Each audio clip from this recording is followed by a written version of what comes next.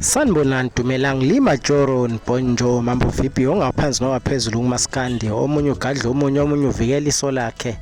Sikhuluma kanjena nje kumanje umcineko useveza ama screenshot abantu abathi uBobo akaziwa ndawo akanayo nengoma edumile kodwa uzogadla ukhuzane uthi akaqashwa kungenxa yakhe.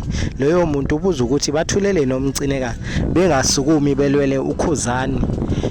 Ngakolunye uhlangothi uBobo usevele waziphendulela wazifaka zonke enyameni kuyumcineka wathi wena ayikho into oyikhulumayo njengoba ukhuluma kanjena nje usangikweleta imali yango 2015 la okumele ungiqashe khona wathi wena ngize ngizoziveza wangangikhokhela ngisho isent wase waphinda futhi lapho wagadla kunjoko wathi wena ayikho into oyikhulumayo vele wisincela thuluzi sikakhuzani ukhuluma njengoba uyincelebane usincengela ngami yikho uphawula ayikho into ophawulayo kulolu daba lolu njengoba usukhuluma nje usifaka endabeni wangene kuyona.